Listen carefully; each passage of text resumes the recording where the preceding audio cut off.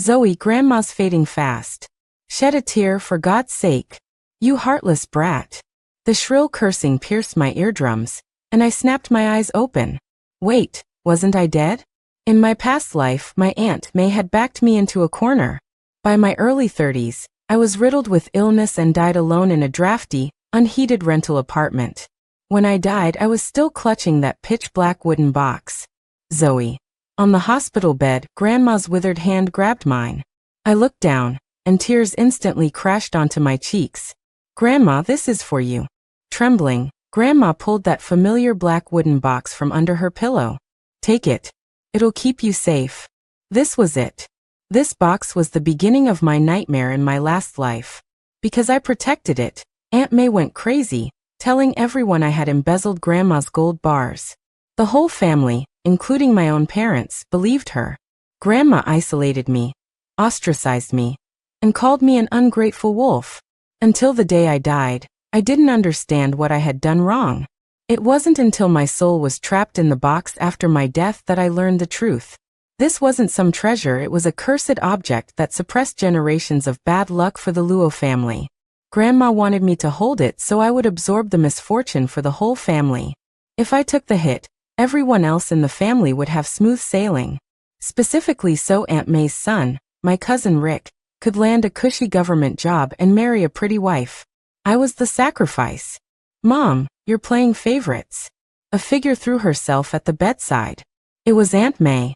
She maintained herself well for her age, but right now, her face was twisted with greed. What good stuff did you give that girl? What does a little brat like her deserve? Let me see it. She reached out to snatch it. In my last life, I guarded it with my life. She even bent my fingers back until my nails broke. This time, watching her pounce, I relaxed my grip. Oops. The box slipped right out of my hands. May was quick. She snatched the box into her arms, acting like a starving wolf guarding fresh meat. Everyone in the room stared at her. I let out a loud wail, lunging to grab at her clothes, crying my heart out. Aunt May, you can't take that. Grandma gave that to me. Give it back. May froze. She hugged the box tight, her eyes darting around. She must have thought that because I was crying so hard, there had to be a priceless treasure inside. What are you crying for over a broken wooden box? May stuffed the box tighter against her chest. Kids don't know anything. I'm just keeping it safe for you, Aunt May. My parents came up to pull me back. Stop making a scene. Your aunt is your elder. That was my parents, cowardly, incompetent, and always trying to smooth things over at my expense. May held the box, shooting me a smug look. She lowered her head to hide the smile curling at the corners of her mouth. At that moment, Grandma's breathing stopped completely. Aunt May, no, the Luo family's designated disaster magnet. May, you'd better hold on to that wealth tight. Grandma's funeral was rushed. Aunt May acted out of character instead of wailing and screaming at the service. She was energetic. I saw her sneak into the corner several times to touch the black wooden box in her pocket. Her triangular eyes were shimmering with dreams of getting rich.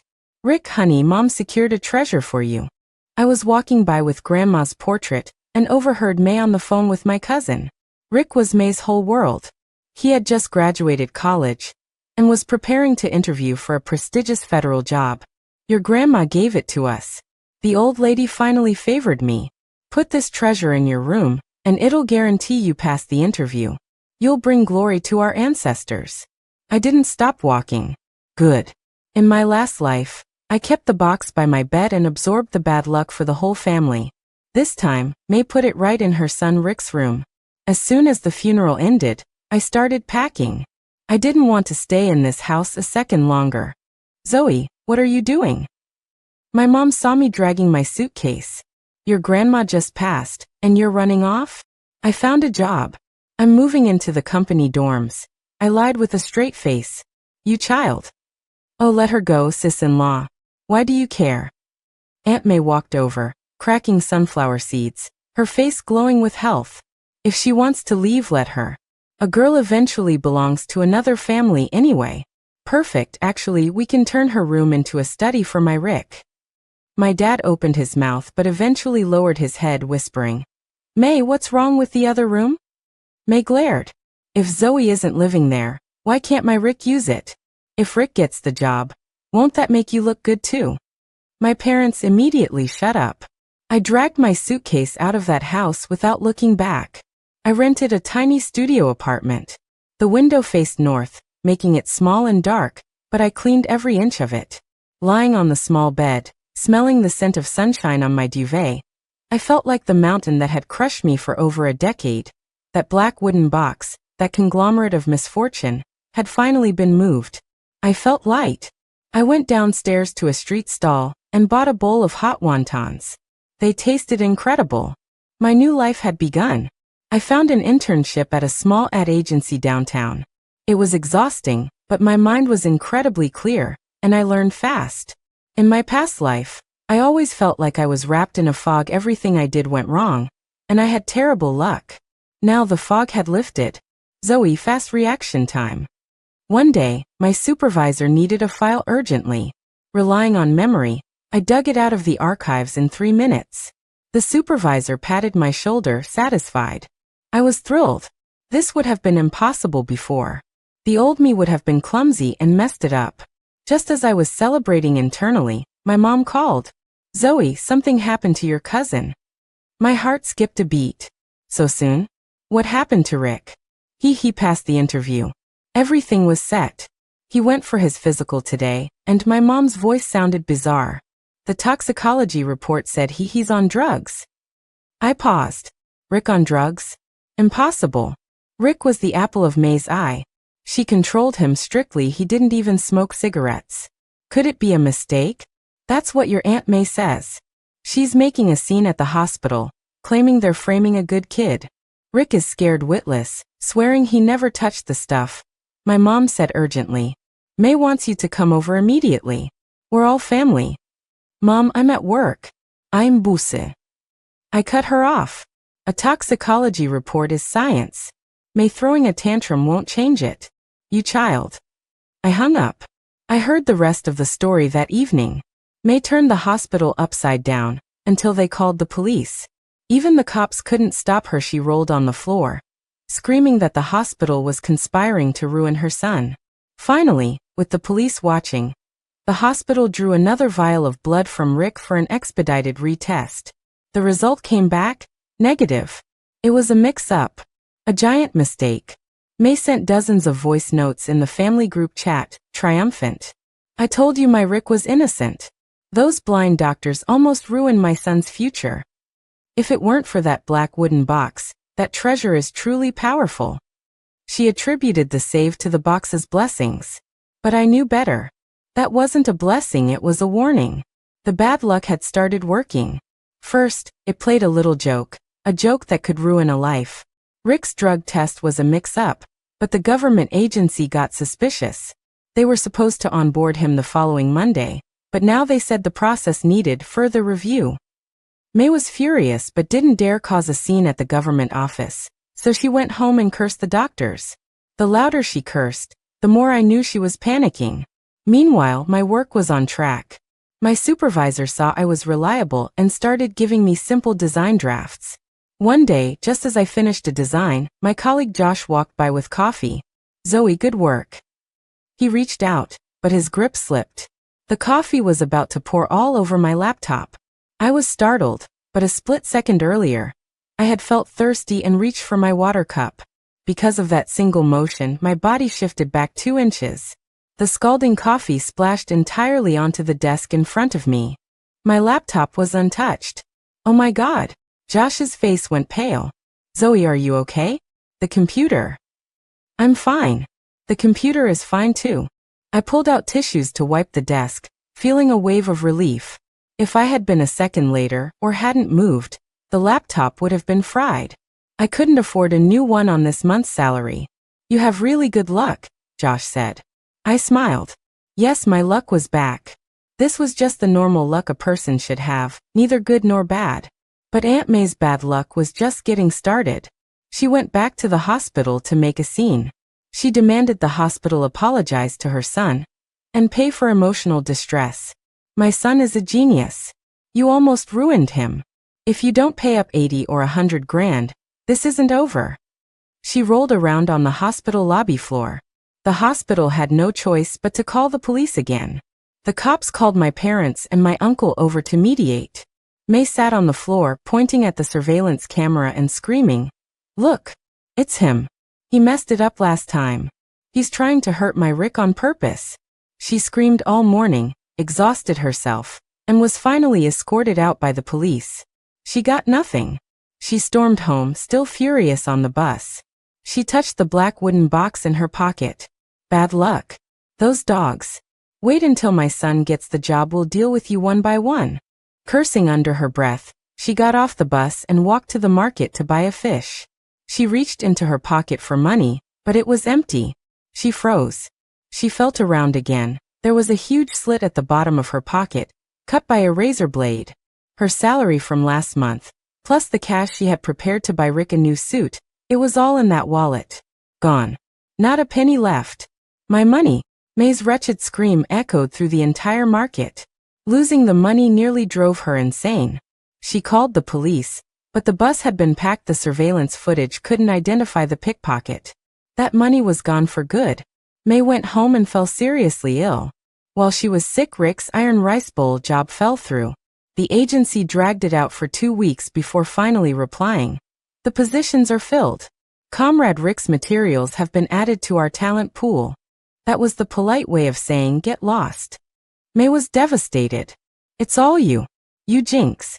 May lay in bed, pointing at her husband, Uncle Bob. "If you weren't so useless, would I have had to go to the hospital and make a scene? If I hadn't gone, would the thief have targeted me?" Uncle Bob was a silent man. He took the abuse without daring to talk back. "And Rick," she started cursing her son. "You're useless too. How could you have a problem with a physical? What were you doing before?" "Mom, the hospital made a mistake, I told you." Rick was frustrated too. "A mistake? Because of a mistake, they don't want you anymore. You just don't have the destiny for it." May took out all her resentment on her family. At this moment, Rick's girlfriend of 3 years, Lily, came over. Lily was there to discuss the apartment. Her family was well off, and the two families had agreed that once Rick secured the job, they would pool money for a down payment. "Auntie, about Rick's job?" Lily asked cautiously, holding a basket of fruit. "Job? What job?" May had nowhere to vent, and seeing Lily made her explode. "You bad luck charm. You walk in the door and ask about the job. Do you want to break up just because my Rick lost the position? I'm telling you, no way." Lily's eyes reddened at the abuse. "Auntie, I didn't mean that." "Yes, you did. Your whole family looks down on us. Now that my Rick is down on his luck, you want to run? You little vixen." May's insults got uglier. "Mom, shut up," Rick shouted, anxious. "I should shut up?" May jumped off the bed. "Who am I doing this for?" "It's for you. You ungrateful brat, siding with outsiders." She slapped Rick across the face. Lily stood there, stunned. She looked at this hideous prospective mother-in-law, then at Rick, who was covering his face and afraid to speak. Lily smashed the fruit basket onto the floor. "My thing. You lunatic. The wedding is off. Whoever marries into your family is cursed for 8 lifetimes. Lily ran out crying. May's house was in chaos. Meanwhile, I received my first bonus that month. My supervisor said the client loved my design. It wasn't much, $800, but I bought myself a new coat, a creamy white one, very warm. I stood in front of the mirror, feeling that the girl with the rosy cheeks and bright eyes looked both like a stranger and someone I used to know. With Lily gone, the marriage was officially dead. Rick lost his job and his wife overnight. He locked himself in his room and didn't come out for 3 days. May finally panicked. Her illness vanished, she stopped cursing, and she started praying. She decided she hadn't offered enough to the treasure. She took out the black wooden box and offered the most expensive sandalwood incense she could find, bowing to it 3 times a day. "Precious box, oh precious box, what do you want? My money is gone, my son's job is gone. What do you need to protect my Rick?" She cried as she bowed. The black wooden box became shinier and darker from the smoke. May treated it like an ancestor, placing it right at the head of Rick's bed. "Rick, don't be scared. Mom is here. The treasure will protect you." Rick didn't speak. Night came. May couldn't sleep. She felt a sense of dread. In the middle of the night, she heard a loud thud from Rick's room. She rushed over. The door was locked from the inside. Rick. What's wrong? Open the door. Silence. Terrified, May grabbed a cleaver from the kitchen and hacked the lock open. She charged in to find Rick on the floor, foaming at the mouth, convulsing. Next to him was an empty bottle of sleeping pills. Rick. May's scream tore through the night. The ambulance wailed. Uncle Bob, my parents, the whole family was alerted. Rick was loaded onto a stretcher. May followed with disheveled hair, looking like a demon. I stood at the back of the crowd. I saw the black wooden box sitting quietly on the desk in Rick's room, emitting a strange, rotting sweet scent from the incense. Under the box was a piece of paper, Rick's retest report. That negative report was now covered in dense, black spots, like corpse spots. The bad luck had stopped pretending. Rick survived. They pumped his stomach and put him on IVs, dragging him back from death's door. But he was ruined. The doctor said the overdose was massive. It damaged his nerves. He would likely have permanent complications. Overnight, May's hair turned completely white. She sat in the hospital hallway, eyes hollow. She didn't understand. She had secured the treasure. Her son was the chosen one. How did it end up like this? Job gone, fiancé gone, now almost dead. Suddenly, she remembered something. It was Zoe.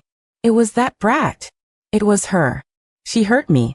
May stormed out of the hospital like a madwoman and rushed to my parents' house. She kicked the door open. Where is Zoe? Where is that little bitch? Get her out here. My parents were terrified. May, are you crazy? Zoe moved out a long time ago. Moved out? May laughed coldly. She hurt my whole family and thinks she can run? I'm telling you, no way. She gave me that black wooden box. That box is evil. She did it on purpose to hurt me, to hurt my Rick. May finally figured it out. But she didn't blame her own greed, she blamed me for setting a trap. My parents were stunned. What evil object? Wasn't that the treasure Grandma gave her? Treasure my ass. May wailed. It's a curse. An evil thing. Whoever holds it gets destroyed. That little bitch Zoe, she knew. She deliberately refused it so I would snatch it. My parents looked at each other. They thought May had snapped from the trauma. May, calm down. I can't calm down. May lunged, grabbing my mom. Call Zoe back. Make her take the box away. Now. Or my Rick is going to die. Scared by her insanity, my mom called me. Stuttering, she repeated May's words. Zoe, your Aunt May, she says the box is evil. She wants you to take it back. Oh, I was working late at the office, finishing the final version of a design. When can you come back? Mom, I'm busy. I don't have time. Zoe, my mom got anxious. Do you know what time it is? Your cousin almost died. Your aunt is insane. Can't you come back and look? We're family after all. Family. That word again. In my last life, that word made me die in misery. Mom, I said calmly. Aunt May snatched the box. I didn't give it to her. She grabbed that wealth herself, so let her enjoy it herself. How can you be so cold-blooded? Cold-blooded? I laughed. I hung up. Outside the window, the city lights were coming on. I stretched. The design was perfect. I sent it to my supervisor, who instantly replied with an okay emoji. I closed my laptop and clocked out. You and your precious son Rick, neither of you will escape. My parents were left speechless. I hung up, and my world was quiet. But May's world wasn't. Unable to find me at my parents', she caused a scene at my rental. I don't know how she got my address. She blocked me in the stairwell after work. Zoe, you little bitch. You finally showed your face. Her hair was greasy, her eyes bruised with fatigue. I barely recognized her. She was clutching that black wooden box tightly. Take this back. She rushed over, trying to shove the box into my arms. I took a step back, dodging her. Aunt May, you prayed for the medical report yourself. You failed to watch Rick's meds yourself. And you snatched this box yourself. I looked at her coldly. Now that you're unlucky, you blame the box. Why didn't you blame it the day Rick passed the written exam? May choked. She was that kind of person. Good things were her own merit, bad things were everyone else's fault. Don't give me that crap. May's face twisted. I have to give it back to you today. This is yours. Your grandma gave it to you. Screaming, she smashed the black wooden box at my face. I didn't move. I let the box hit my shoulder, and then clatter onto the floor. The box broke open. It was empty. No gold bars, no land deeds, not even a scrap of paper. Just an empty box. May froze. It was probably the first time she'd seen it open. The treasure she imagined was nothing. How is it empty? She muttered. Aunt May, I said. You snatched it. You threw it at me. Now you pick it up. My voice was calm. May shivered. She looked at the empty box on the floor, its dark opening staring right at her. She suddenly understood something. She couldn't leave it on the ground. She had to hold it. May shook like a leaf. She bent down, trembling as she put the lid back on the empty box, and hugged it to her chest again. Zoe, I'm begging you, she cried. Auntie was wrong. Take it back. Please take it back. I'll give you money. You have no money, I said, walking around her to go upstairs. Take it back. May's desperate wails echoed in the stairwell. May cried in the hallway for half the night until the neighbors called the police, who took her away. She came back the next day. She didn't scream anymore, she just sat on the stairs by my door, hugging the box like a ghost. I went to work, she followed me. I got off work, she waited at the company gate. Zoe, have mercy. Zoe, you have such a cruel heart. She was like a broken record. I got annoyed. Right in front of her, I went to a realtor and broke my lease. I used my bonus and savings to move to a gated community further away with better security. I changed my phone number. I completely vanished from her world. Unable to find me, May went back to my parents. Brother, sister-in-law, where did you hide Zoe? Tell her to come out. My parents were exhausted by her. May, what is wrong with that box? Isn't it just an empty box? Is this necessary? My mom still didn't get it. Empty box. May laughed, a sound uglier than crying. That thing demands life. You don't understand anything. May tried to shove the box into my dad's hands. Brother, you're Zoe's dad. You hold it for her. My dad recoiled like the box was red-hot iron. I don't want it. Don't give it to me. You're all forcing me. May hugged the box and ran away, stumbling. She went home. The house was freezing. Rick was discharged, but the aftereffects were obvious. His hands shook, he walked with a limp, and sometimes he would stare at a spot and giggle for hours. The doctor said it was drug-induced neurological damage, hard to recover from. Hungry. Rick sat on the sofa, drooling, speaking slurred words. Looking at her son, once the pride of the family, now reduced to this, the last string in May's mind snapped. She grabbed the black wooden box. It's all you. You hurt my son. She smashed the box on the floor. It bounced undamaged. She picked it up and scalded it with boiling water. The black lacquer didn't even peel. Finally, she threw the box into the neighborhood dumpster. She sighed in relief. It was gone. She ran home, happily hugging Rick. Son, Mom threw the evil thing away. You'll get better. The next morning, May opened the door to buy breakfast. The black wooden box was lying quietly on her doormat. Pristine. May broke down. She discovered she couldn't get rid of it. She buried it in the park the next day, it was in her rice jar. She threw it in the river the next day, it was beside Rick's pillow. The box had latched onto her. She resigned herself to fate. She locked the box in a safe and pasted Taoist talismans on it. She thought this would lock away the bad luck, but misfortune is fluid. It began to spread from May to the people closest to her. Uncle Bob, my honest, quiet uncle who had never blushed in his life, worked at a construction site. One day, while fastening his safety harness, the buckle failed. He didn't notice. He stepped into empty air and fell from the third-story scaffolding. He didn't die, but he broke his leg and 3 ribs. The foreman was a distant relative of May's. Instead of calling an ambulance, he dragged Uncle Bob back to the dorms. Old Rong, hold on, it's a small injury. The foreman was afraid of paying damages, so he waited half a day before sending him to the hospital. Uncle Bob missed the window for proper treatment. He was crippled. one leg 3 centimeters shorter than the other. When May got the diagnosis at the hospital, she didn't cry or scream. She was numb. She paid the bill and pushed Uncle Bob home in a wheelchair to their dilapidated house. Rick was still giggling. Uncle Bob hung his head, silent. Looking at these two men, one feeble-minded, one crippled, May suddenly laughed. Karma, it's karma. She laughed until tears ran down her face. She was now the sole breadwinner. She had to work to feed the family. My life was getting better and better. I switched jobs, moving to a larger company. My direct boss appreciated me, and my ideas always surprised her. All the creativity suppressed by bad luck in my previous life had returned.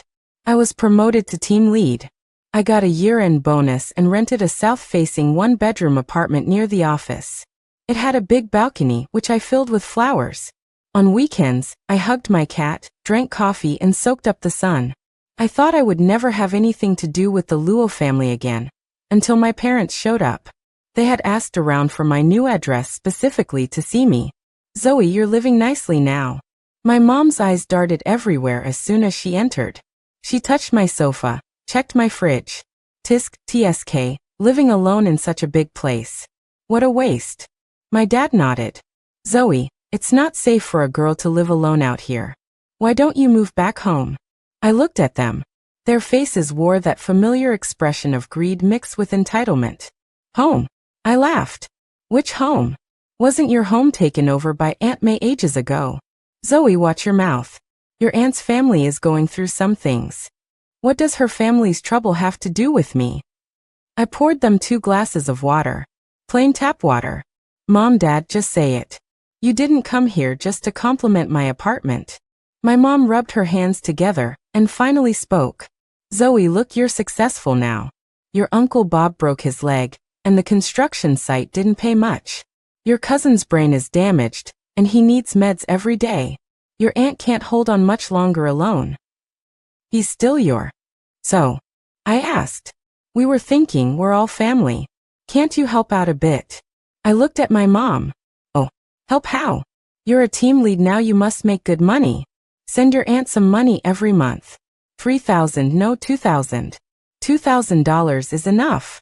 Just consider it. Consider it fulfilling your filial duty to your grandma. I laughed. I laughed loudly. Filial duty to grandma? Giving money to support the aunt who snatched my bad luck? Mom, you really know how to calculate. Zoe, my dad slapped the table. How can you be so unfilial? Even if May was wrong, she's your elder. He wanted me to pay to support her? Support her son? Her husband? I stood up and stared at them. In my last life, when they backed me into a corner and I was starving to death, where were these elders then? My parents were stunned by the look in my eyes. They didn't expect their usually submissive daughter to talk back like this. You. Get out. I opened the door. Before I call the police, get out. They left with their tails between their legs. My parents' failure to leech off me was the final level of hell for Aunt May. She was completely out of money. Uncle Bob's meds cost money. Rick's meds cost money. Rent, utilities, everything costs money. She started selling things. She sold everything in the house, valuable or not. Finally, she set her eyes on the safe locking away the black wooden box.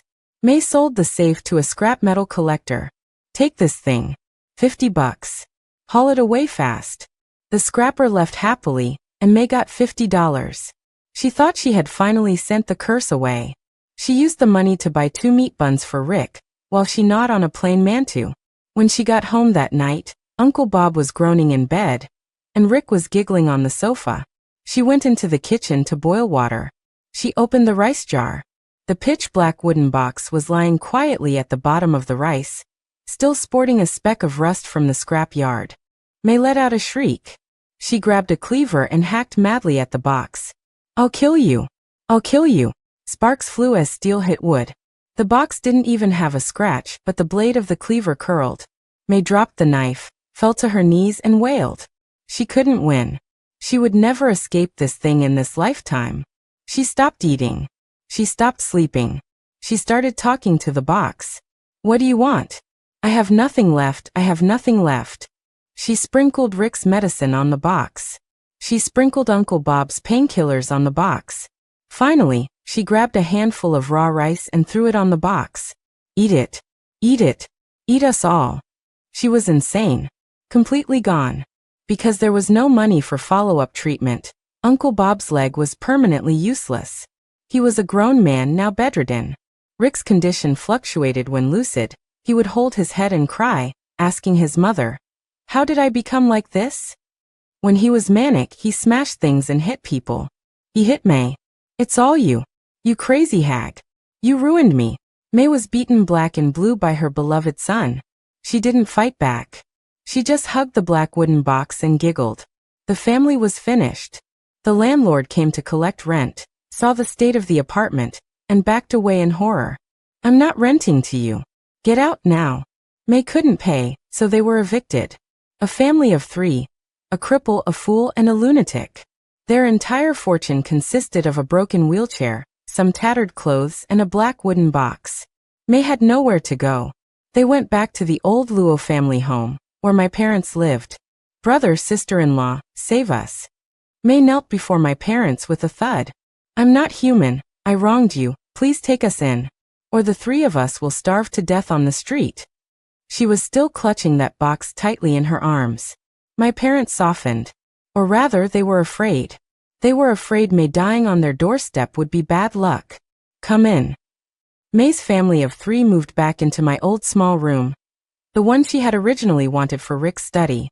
"It really works," May said, touching the walls of the room, smiling. "Rick, you moved in after all." Rick drooled and laughed along with her. After Aunt May's family moved in, my parents' suffering began. Uncle Bob needed care. Rick needed to be spoon-fed. May placed the black wooden box right in the center of my parents' living room. "Brother, sister-in-law, this treasure belongs to the Luo family. I can't be the only one worshipping it. This is a blessing for everyone." She forced my parents to kowtow to the box every day. When my parents refused, May went berserk. "You won't bow? You want to dump all the bad luck on me? Dream on." She would wake up in the middle of the night and chop vegetables with a cleaver right outside my parents' bedroom door. Terrified, my parents started kowtowing. Then they started getting unlucky too. My dad went out and got hit by a bicycle. My mom cut her finger cooking. The TV exploded. The water heater broke. In just 1 month, my parents aged 10 years. They finally couldn't take it anymore. They called me. "Zoe, save Mom and Dad. Your aunt is crazy, she's going to kill us." "Mom, Dad," I said, looking at my fresh manicure, speaking lightly. "That is your family. You invited them in yourselves." I hung up. 2 weeks later, I heard something happened at the old house. Neighbors called the police saying there had been no movement for days, but a foul smell was drifting out. The police broke down the door. My parents, Uncle Bob, and Rick were all on the floor. Carbon monoxide poisoning. All 4 were dead. The only living thing in the house was May. She was sitting in the center of the living room, hugging the black wooden box, humming a lullaby. Sleep now, my precious baby." She gave the police officers who rushed in a grotesque smile. May was taken away. The evaluation determined she had been insane for a long time. She hadn't turned on the gas, the old pipes had leaked on their own. An accident. An accident that took out the entire Luo family. As the only direct relative, I handled the funeral arrangements. I bought 5 small urns and buried them together. The police asked me what to do with the black wooden box found in May's arms. "Is it evidence?" I asked. "No, just an ordinary old wooden box." "Throw it away then," I said. "Okay." I stood in the cemetery, looking at the 5 tombstones in a row. In my last life, I died alone in a rental, and none of them came to collect my body. In this life, I stood here, and they were all lying below. I didn't cry, and I didn't smile. I just felt the sky was very blue, and the wind was very light. I turned to walk down the mountain. My phone rang. It was my new boyfriend. We had a movie date tonight. "Zoe, I got the popcorn. Hurry up." "I'm coming." I hung up and took a deep breath. The air smelled of fresh grass. I was no longer the Luo family's disaster absorber. I was just Zoe. Story 2. 6 months after my brother died, My sister-in-law gave birth to a baby girl in a chaotic urban village, then vanished into thin air. Following an address found in the baby's blanket, Mrs. Higgins from the community board knocked on my door and shoved the infant into my arms. My parents, eyes red with tears, begged me to raise the child. From that moment on, I sacrificed my youth and my future, becoming an unwed mother. I raised her to be a gymnastics champion. On the night of her celebratory banquet, my sister-in-law returned.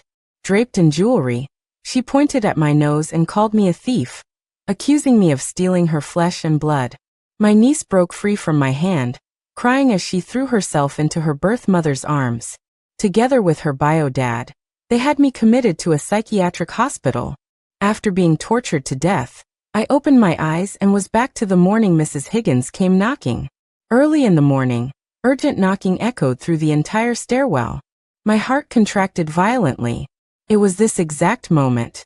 In my last life, Mrs. Higgins from the community board had pounded on my door just like this, alerting all the neighbors. In front of everyone, she shoved a baby girl at me, righteously criticizing me for having a child out of wedlock and being irresponsible. Later, I learned it was my brother's child. My parents begged bitterly, saying that since I planned to stay single forever, I might as well raise her. I agreed, but I paid for that decision with my life. Now that life-demanding knock sounded again. I jolted up from bed, rushed over, and yanked the door open. Standing outside was the face I remembered until the moment I died. Norajo, you young people learn nothing good. Giving birth and throwing the baby in a dumpster? Do you know abandonment is a felony? Neighbors poked their heads out, whispering and pointing fingers. I stared at her dead on. The next second, I executed a clean cartwheel and jump, landing steadily right in front of her. The hallway went dead silent. Mrs. Higgins, have you ever seen a woman who just gave birth jump around like this? Look at my stomach. Do I look like I just had a baby? My moves left Mrs. Higgins dumbfounded. At this moment, Mrs. Lee from across the hall snapped out of it. That's right. Nora teaches at the university. She goes out every day. We've never seen her pregnant. Is this a mistake? The address was in the blanket. It's right here. The surveillance showed the person who dumped the kid had a build similar to yours. Mrs. Higgins tried to bluff. I put my hands on my hips, raising my voice an octave. Similar build?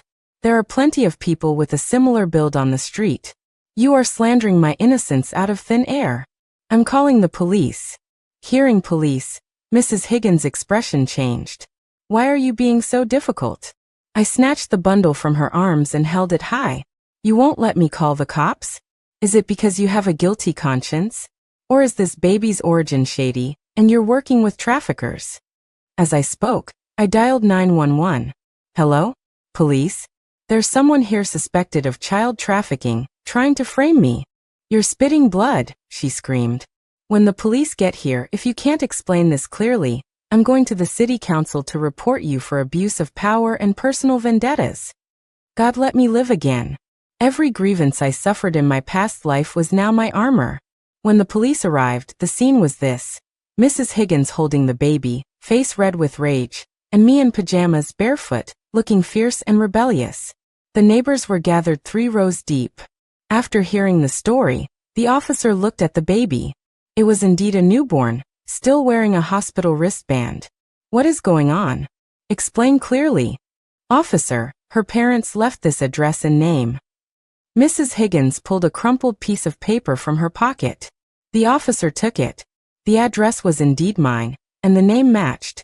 I crossed my arms. I don't know anything about it. Who knows who stole my info to make me the scapegoat? It's not mine. You guys raise it if you want. Just as I finished speaking, my parents, who had been hiding behind the crowd, finally squeezed through. Nora, just accept it. Can't the Zhou family afford to raise a girl? My dad opened with that line. Mom, Dad, are you senile? A baby of unknown origin, and you dare ask me to claim it? Who knows who the bio parents are? What if they're murderers? If there's some genetic disease or bad roots, I don't want to meddle. My words choked them into silence.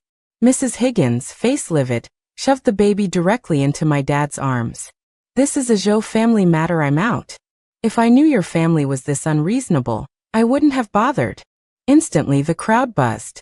Everyone realized this definitely had something to do with my parents. You're lying. You just claimed it was my child. Now you're pushing it on my parents. Do you have evidence? Without evidence, you're forcing a baby on our family? Officer, I suspect she's shirking responsibility. I shoved the baby back to Mrs. Higgins, acting completely unconcerned. My parents stomped their feet in anxiety. Nora, Mom, Dad, don't be confused. There are so many scammers nowadays. Mrs. Lee chimed in. Old Joe, don't talk nonsense. Mrs. Higgins blamed Nora first, now pushes it on you. Something's fishy. Yeah, who knows where this kid came from? Mrs. Higgins panicked. I've worked for the community board for 20 years, would I lie? Last night, your daughter-in-law Jane ran to a shady clinic in our district and begged the doctor to deliver the baby. This is the photocopy of the ID she left there. She pulled a piece of paper from her bag. My parents looked at it and froze. It was unmistakably my sister-in-law Jane's info. Ironclad proof. It was Jane's child. The neighbors' gossip grew louder. Didn't Jane die in that accident with Kyle? How did she suddenly pop up and have a baby? Who knows? Maybe she didn't die and was hiding out. Who's the father? Kyle's been gone over 6 months. Nonsense. My daughter-in-law. My mom started to argue but swallowed her words. Mrs. Higgins sneered. Humph. Jane said that after the birth, I should send the kid to your house for the aunt to raise. Officer, I have the recording from the clinic doctor. She pulled out an old voice recorder and pressed play. In my last life, this recorder never appeared. In fact, when Jane returned to frame me, Mrs. Higgins testified for her, claiming I snatched the baby, nailing me to the cross of shame. This woman never had good intentions. Mrs. Higgins curled her lip. If I knew it was this much trouble, I would have sent it to the orphanage. Bad luck. The officer sighed. This is a domestic dispute. You all need to negotiate a solution. I grabbed the officer's arm. Officer, this isn't a domestic dispute. My sister-in-law went missing over 6 months ago. Now she suddenly appears and gives birth? What if she was coerced? What if that shady clinic did something to her? The officer paused, thinking it made sense. He immediately took Mrs. Higgins to find the clinic. My parents panicked and followed them. I turned around, went home, and packed my bags at lightning speed. I didn't want to stay in this house a second longer. As I walked out, a neighbor saw my suitcase. Nora, where are you going? Moving out. To the faculty dorms. Otherwise, if this kid ends up with my parents, they'll force me to raise it. Why should I be responsible for a child Jane birthed? I'm not even married. If word gets out, how will my future in-laws look at me? They'll think I was messing around and had a kid. They nodded in agreement. You're right, Nora. You have to look out for yourself. Go quickly. Poor thing. Jane is really something, giving birth and vanishing. Wonder if the clinic hurt her. I ignored the gossip and took a taxi straight to the university. By the time my parents returned, exhausted and holding the baby, I had already checked into the dorms. My mom called immediately. Her voice was full of fatigue and rage. Norajo, where did you run off to? I could hear a baby crying in the background. I answered calmly. I moved to the school dorms. How could you move out? If you leave, what about this baby? So they went to the clinic, confirmed it was Jane's, and confirmed she abandoned it. I just didn't understand why they were so dead set on me raising it. Mom, what does the kid have to do with me? I didn't give birth to it. The priority right now is finding Jane and asking who the father is. I have to prep for class. Bye. I hung up. I prepped, taught, and lived as if everything was normal. My colleague in the office, Mrs. Zhang, smiled and leaned in. Nora, seeing anyone? I want to introduce you to someone. I instinctively wanted to refuse, but then I thought, why not? Sure, Mrs. Zhang. Who is it? My nephew. 5 years older than you, PhD returnee, currently a guest professor here. Let's have lunch. I agreed readily. Mrs. Zhang was thrilled and went to call him. In my last life, I cut off all social ties to raise that child. Mrs. Zhang had tried to set me up then too, but I refused because the child was too young. I was such a fool. At noon, I met Mrs. Zhang's nephew Sam. We had a great impression of each other. We exchanged WeChats and agreed to start as friends. Mrs. Zhang was ecstatic. I'm telling you, if this works out, he'll treat you right. I watched him grow up. His character is solid. I smiled shyly. Sam and I started dating. For a whole month, my parents didn't contact me, and I enjoyed the peace. But I didn't expect my mom to come straight to the school. I was teaching a class when the registrar's office called. Professor Zhou, come quickly. Your mother left your daughter at the office. Come pick her up. She's crying so loud the whole building can hear. My brain buzzed. What daughter? I'm not married. Don't spread rumors. I deliberately spoke loudly so the whole lecture hall heard. The registrar sounded helpless. I don't know, just come look. I hung up. All the students were staring at me. What happened, Professor Zhou? I don't know. The registrar says someone claiming to be my mom brought my daughter in. The students exploded into chatter. What? Is this a scam? Professor Zhou has a daughter? Never heard of that. Young people these days, maybe it's from before. Listening to the whispers, I put on a confused and aggrieved face. Accompanied by a few helpful students, I went to the registrar's office. When we arrived and saw the crying infant on the sofa, everyone was dumbfounded. A student sighed in relief. How could Professor Zhou have birthed this? This baby is barely a month old. Exactly. Who is so evil? If they brought a toddler, Professor Zhou really couldn't clear her name. This is defamation. I laughed internally. The registrar looked awkward. The person who dropped the baby off claimed to be your mother. I really don't know. I asked him to pull the surveillance footage. The video showed a strange middle-aged woman dropping the baby. I immediately had a plan. Call the police. This person isn't my mom. I don't know her. Everyone hesitated. I threw up my hands. This is child abandonment. As a teacher, I meet a lot of people. Who knows who is impersonating my mom to scam me? I won't raise someone else's kid. They agreed and called the police. The cops came, asked questions and took the baby. I specifically asked, where will the baby go? Where else? If we can't find the parents, she goes to the orphanage.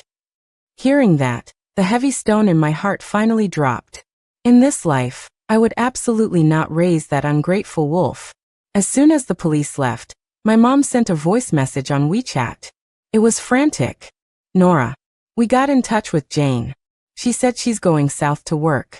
We're too old to raise a baby. Just treat her like your own and raise her. I typed back immediately. Mom, what are you talking about? I have a boyfriend. I'm going to get married and have my own kids. I will absolutely not raise this child. I didn't mention the incident at the registrar's office, and she didn't mention it either.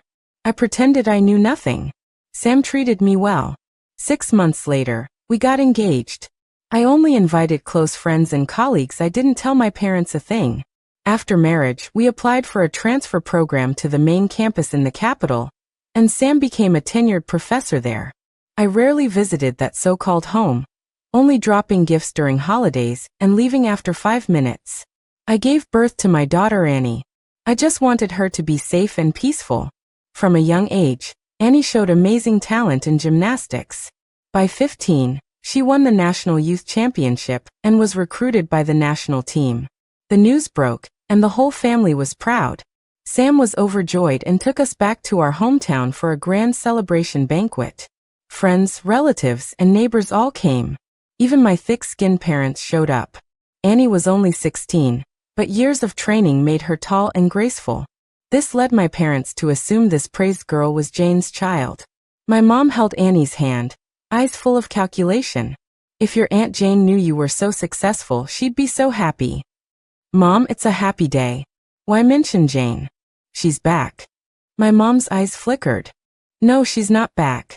Sigh, after so many years, she never came to look. Did something happen to her? I heard missing persons are rarely found. I had intentionally spread rumors over the years that Jane ran off and abandoned her kid, so the neighbors saw her as heartless. Everyone assumed she was gone for good, but I knew my parents were secretly in contact with her. Hearing me say this, my mom got upset. Her sharp voice cut through the banquet. Stop talking nonsense. Your Aunt Jane is alive and well. Everyone looked over. My mom realized she slipped up and looked awkward. I smiled. So you are in contact with her? Why hasn't she come for her daughter? She abandoned her own flesh and blood. She's probably ashamed. Forget it, let's not mention her. My mom sighed in relief, but looked like she wanted to explain. She didn't. The pathetic hope from my last life was extinguished. In my last life, Jane returned when my niece became famous. This time was the same. I knew she would come. Because Annie made the national team, officials from the sports bureau and media reporters were present. All eyes were on our table. Annie was invited to the stage. When she stood there, my parents didn't realize she was only 16. Jane's daughter, if alive, would be 18. They ignored this fatal logical flaw, checking their phones frequently. I left internally, squeezing sameskend. On stage, Annie's voice was crisp. I want to thank my mom the most. Without her, I wouldn't be here. Mom, come up. She reached out to me. I adjusted my dress, ready to stand, when a piercing female voice exploded. She isn't your mom. She doesn't deserve to stand next to you. Everyone turned. I sighed in relief. Finally, it was Jane, standing next to a man in a fur coat and thick gold chain. She was here. I suppressed the waves in my heart. 16 years later, she looked worn, heavy makeup failing to hide her wrinkles and fatigue. Compared to me, the difference was night and day. She grabbed the arm of the middle-aged man and walked over quickly. Annie frowned. Annie, this is your Aunt Jane, I said, identifying her immediately. Jane shook with excitement. You liar. Norjo. Child, I am your real mother. The crowd gasped. Annie raised an eyebrow. You're the liar. Auntie, I'm my mother's biological daughter. You ran away after giving birth, and my grandparents sent that baby to an orphanage. I never hid Jane's existence from my kids. I told them about the past openly. Sam's family knew the whole grudge. Jane burst into tears. Instant waterworks. Child, she lied to you. After I gave birth, I left you with your grandparents, but this cruel aunt stole you. I didn't dare come back for years because I was afraid I couldn't find you. Nora, why? I looked for you so hard.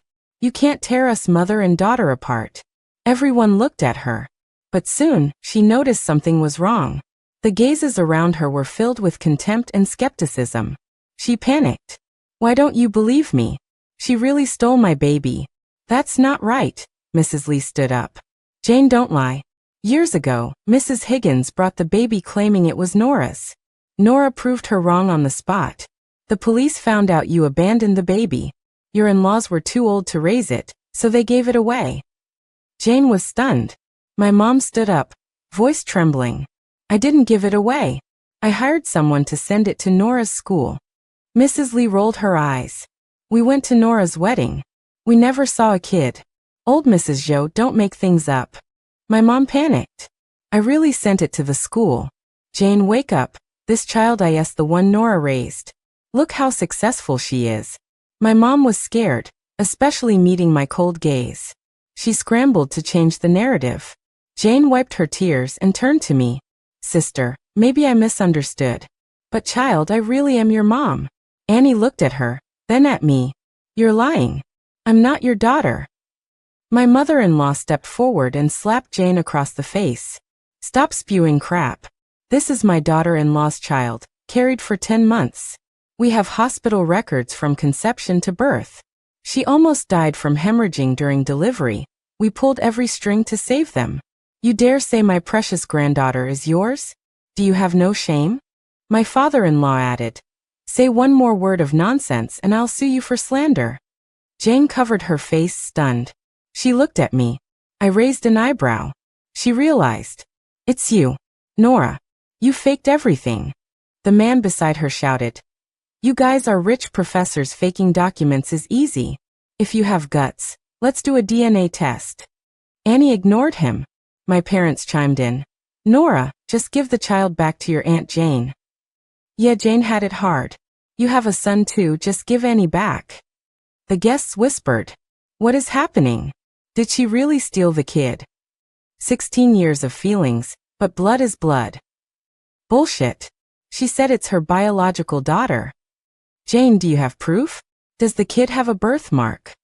Mom, did you see me accept that baby with your own eyes? I asked coldly. They froze. I laughed. Forgot to tell you, my daughter is 16. She's in the junior national team. Your daughter should be 18. The math doesn't work. You recognized the wrong daughter. The crowd reacted. Right. Annie is 15-16. I went to her 1-month party. Nora married a year after the baby incident. Right. My parents turned pale. Jane stumbled. You lied about her age to keep her. Everyone laughed at her delusion. The sports bureau official stood up seriously. Ma'am, you are speaking nonsense. If what you say is true, her qualification would be revoked immediately. This is serious slander. I will report this. Comrade Annie's documents are authentic. Annie pulled out her ID. I'm willing to do a DNA test. But if I'm not your daughter, you will face legal consequences for slander and emotional damage. My son stood by me. Annie is my mom's baby. What proof do you have besides your mouth? My mom's face was white. You're lying. Nora, if Annie is yours, where is Jane's daughter? I spread my hands. Probably at the orphanage. 18 years ago, the registrar told me someone dropped a baby off. I checked the cameras, didn't know the woman, and called the cops. The police took the baby to the orphanage. The records are there. Jane screamed and lunged at me. I slapped her to the ground. You dare hit me? Nora, give me my daughter. I sneered. You animal. You gave birth to a bastard, ran away, dumped it on my parents, and tried to frame me. You lived it up for 16 years, saw my daughter get famous, and came to steal the glory? You don't have that destiny. Your trash genes couldn't produce a champion like my daughter. Ask your good parents why they didn't bring the baby themselves. My mom panicked under Jane's glare. I was afraid Nora wouldn't see me, so I hired a stranger. I saw Nora carry the baby inside. She stared at me. Nora, how could you be so cruel? That was your niece. That was your granddaughter, and you threw her at me. Jane screamed hysterically. Shut up. Annie is my daughter. It's her. Nora is lying. The fake rich guy, Frank, shouted. My daughter, the daughter of Frank Lee, can't be in an orphanage. Jane, if you don't explain this, I'm done with you. Jane panicked. I called the police again. Jane rolled on the floor, but I agreed to an expedited DNA test. 3 hours later, the report proved I was Annie's biological mother. Jane collapsed. She looked at me in disbelief. You really sent my daughter to the orphanage? I shrugged. A baby of unknown origin? Of course. I told you, police take them to the orphanage. If she's lucky, she's still there. If not, maybe adopted. I'd go look if I were you.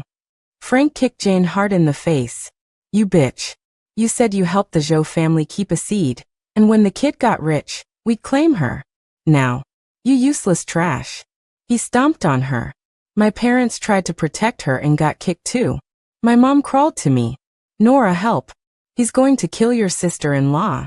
I kicked her hand away. You watched as you tried to push your daughter to a dead end. If I didn't have proof today, I'd be labeled a human trafficker. Am I not your child? Plus, your granddaughter might not even be biological to us. I refused to help. With the DNA results, I sued for slander and demanded damages. The next day, my parents called crying. Nora, come with us to the orphanage. Please. Just help your Aunt Jane. I looked at Sam. He nodded. We went. At the orphanage, Jane was beaten black and blue. She looked at me with pure venom. The staff told us the girl, Mimi Zhou, had been expelled for misconduct years ago. Theft fighting. She hangs out at the Midnight KTV in the West City. We went to the KTV. In a dim room smelling of smoke and booze, we saw Mimi Zhou. She had bright pink hair, and was rolling dice with thugs. She was heavily pregnant, at least 7 or 8 months along. She was only 18. Jane trembled. You are Mimi? Mimi didn't look up. Yeah. Who wants to know? A thug hugged her. Who are you people? I'm the baby's dad. What of it? Jane nearly fainted. She's only 18. How could you? The thug spat. Consensual. Who are you, old lady? I'm her mom. Jane screamed. Mimi laughed. My mom? I'm an orphan. Are you here to scam me? Frank rushed up. You want to die, kid? Seeing Frank's size, the thug hid behind Mimi. This is my daughter? You made a mistake. Frank looked disgusted. I compared the file photo. Mimi, these are your parents. They are very rich. Look at the brands. Mimi's eyes lit up. She grabbed the thug. Did you hear? My rich parents. We're set. Jane gagged. Impossible. I smiled. Jane, acknowledge her.